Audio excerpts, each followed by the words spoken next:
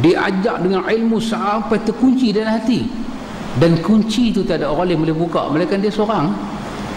Maka bila dia hurai balik, dia hurai sampai masuk dalam hati, dia nak bagi buka juga. Tapi kalau dah tak terbuka, bukan urusan kita. Bukan urusan kita. Tiada kawan cerita dengan saya, dia kata, "Ustaz, sahabat ana kata kat ana, dia kata kalau tok guru turun daripada langit pun aku tak ikut lagu hangpa ni." Itu dia. Kalau tok guru turun daripada langit pun aku tak ikut lagu hangpa ni. Maknanya yang turun daripada langit ni, kalau malaikat jadi tok guru turun daripada langit, dok abang macam mana nampak dok abang ni aku tak ikut dah. Begitu terkunci. Kata Ramlah Ram, kau kunci hatiku. Dia kunci itu betul sampai dalam, dia kunci, tak boleh buka, kecuali kat Ramlah aja boleh buka, orang lain tak boleh buka. Allahu Akbar. Ini hidayah, ikhwan. Ini adalah hidayah. Semua orang cinta kebenaran, tapi tidak semua orang boleh menyelam kebenaran. Demi Allah, kan? Antum tengok orang-orang, kita bagi contoh orang-orang Syiah, kan? Kadang-kadang kita jumpa mereka di Mekah, kadang-kadang di Madinah. Ada tokoh-tokoh Syiah, tokoh-tokoh Syiah yang ni memang kita kata orang-orang yang memang masuk neraka pun layak lah. Pasal apa? Tok guru besar-besar ni, imam-imam besar-besar.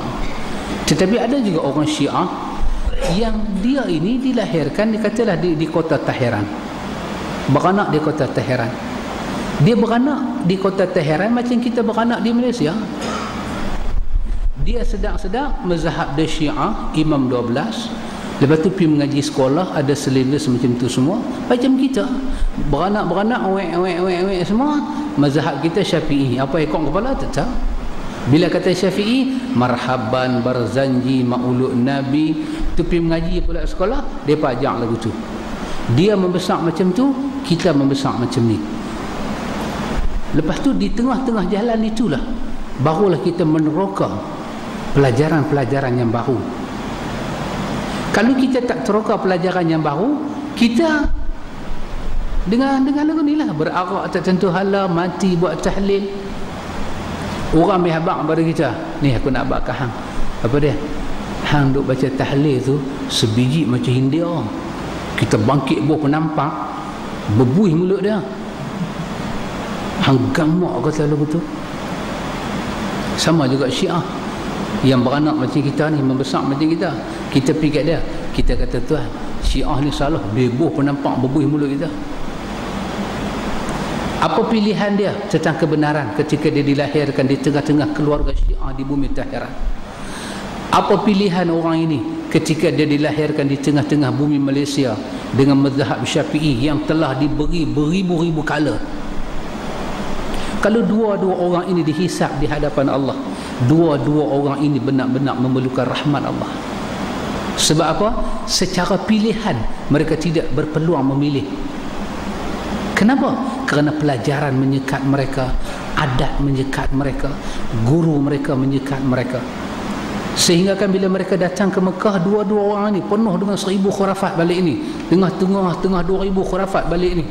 Dua-dua pergi Mekah. Mereka pergi Mekah dengan hati yang suci menghadap Tuhan. Lidah mereka menyebut nama-nama Tuhan. Hak Syiah sebut cara Syiah. Hak jenis kita kata Ahlu Sunnah dengan 1000 kala ni, dia juga sebut lagu-lagu dia. Kalau Syiah sampai depan Kaabah, Ya Ali, Ya Ali, depan Kaabah. Pasal apa? Daripada kecil sampai besar, pada dia kalimah Ali itulah kalimah munajat. Dia ni pula pergi depan Kaabah, Ya Syekh Abdul Qadir Jalaini, sama juga. Kalaulah di atas kertas putih, banyaklah pen merah kita bagi kat daripada orang ni, kesalahan banyak. Tetapi Allah Ta'ala menyebut فَأَمَّا مَنْ ثَقُلَتْ مَوَازِينُهُ فَهُوَ فِي عَيْشَةٍ رَاضِيَةٍ وَأَمَّا مَنْ خَفَّتْ مَوَازِينُهُ. Adapun orang yang khafat mawazinuhu, yang ringan kebaikan dia, maka dia akan bertemu dengan khawiyah. Kalau di atas kertas putih, pen merah lah kita bagi. Tapi di atas rahmat Allah sebagai Khalik, pencipta, akan menghisap, itu kita serah pada Allah. Sebab dua-dua tak bertemu kebenaran. Dia berbeza dengan tokoh-tokoh masing-masing. Tokoh-tokoh Syiah ni, saya ingat kitab dia daripada ujung ni sampai ujung tu. Ujung ni sampai ujung tu kitab dia. Bahkan di Iran ni, dia punya maktabah tu untuk imam-imam mereka ada 7, dia panggil Ayatul Uzma. 7 Ayatul Uzma ni, depa punya maktabah depa tu, library depa, cermin kalis peluru. Depa duduk bermunajat kitab macam tu, tiap-tiap satu orang kitab panjang dia macam tu. Kalau orang ni masuk neraka layak lah. Pasal apa? Dia jumpa, dia putar belit, dia sampai yang salah. Tapi hak bawah-bawah ni, hak bawah ni macam mana? Kita jumpa orang bid'ah, kita lawan lah. Tapi ada orang bid'ah kita tak jumpa, tak sampailah hidayah pada dia. Quran juga menyatakan wama mu'azibuhum dalam surah Al-Isra, kami tidak mengazab kamu hatta nab'atha rasulah, sampai kami hantar rasul ar-risalah. Macam mana nak buat? Kata Ibn Qayyim, kata Al-Hafiz, kata Imam Ibn Taymiyah, secara zahirnya hukumlah mereka dengan kesesatan, tetapi secara hukumnya mereka akan dihukum dengan rahmat Tuhan. Betul Nabi kata, kamu akan masuk syurga dengan rahmat Tuhan. Pasal itu di akhir-akhir umur imam-imam kita nak mati, apa mereka menyatakan? Alangkah baiknya aku ni seorang,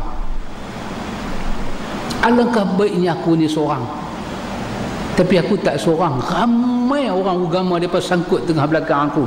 Apanya aku kata agama, mereka kata agama. Kadang-kadang dia boleh fahamkah macam aku ajak dia? Aku tak tahu. Kadang-kadang kita ajak lain, dia faham macam lain, dia pergi pertahan ke orang macam lain. Kita ajak ada unsur tasamuh, bertolak ansur, dia faham tak ada tasamuh, dia faham syadid, dia pergi beritahu ke orang. Ni subuh tak tadi kata subuh baca kunut, Tuhan tak terima. Mana kawan tu tak terlentang kau belakang? Aku sembahyang subuh, hang kata Tuhan tak terima. Mana Tuhan nak terima? Hang pelekat kunut, kunut tu bid'ah dalalah. Tersandak sama Allah tu. Jadi macam mana my position? Hang dengan kawan tak sembahyang suruh apa? Terlentang apa tu? Kita abang lain, kita abang memerangi bid'ah. Dia masukkan kunut dalam bid'ah, dia sudah bagi kawan tu. Orang biasa-biasa baca kunut dengan tok-tok guru baca kunut tak sama. Tak sama. Ya. Imam Al-Baihaqi menulis kitab kan Ma'rifatus Sunan wal Athar itu. Imam Al-Baihaqi membahas tentang kunut sahaja. Bagaimana hadis-hadis kunut dan bagaimana tata cara baca kunut. Tok-tok guru jumpa kitab ni tapi anak murid tak jumpa. Kalau kita nak kata bid'ah ni, aula kita kata kepada tok guru daripada pengikut dia. Sebab pengikut tak tahu apa. Tapi pun demikian, kita tegakkan kebenaran. Kita bagi dia ni biasa dengar kalimah-kalimah kebenaran. Dia nak terima tak terima, dia tak mampu nilai. Dia tak ada filter. Dia akan kembali pada tok guru dia. Tok guru dia kata tu pok-pok tu setan tu. Jangan duk terikut. Tok guru dia pam dia. Bila pam dia Pak Mit, dia main kat kita, dia lawan. Adakah orang ini layak kita kata A sampai Z rahman Allah tak ada kat dia? Takkanlah sebutan Allah di mulut dia tu langsung Tuhan tak pandang. Dia mencintai Allah, tetapi cara dia salah kerana dia tidak ada apa? Dia tak ada ilmu macam kita ada. Maka orang ini akan dibawa di hadapan Allah. Kita serahlah dia kepada rahman Allah. Orang ni tak layak kita buat musuh. Tapi tok guru dia layak. Imam Ahmad kata apa dia? Simbol ahlu sunnah ni tidak berguru dengan guru-guru ahlul hawa dan bid'ah.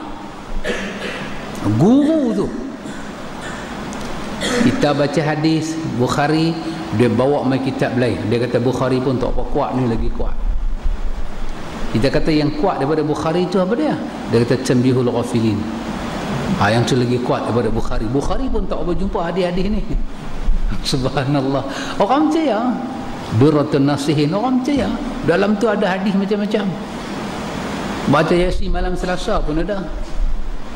Orang percaya. Subhanallah, inilah nama dia ilmu, ikhwan. Dan rahmat kita dalam ilmu kena mengatasi lebih daripada hawa nafsu kita.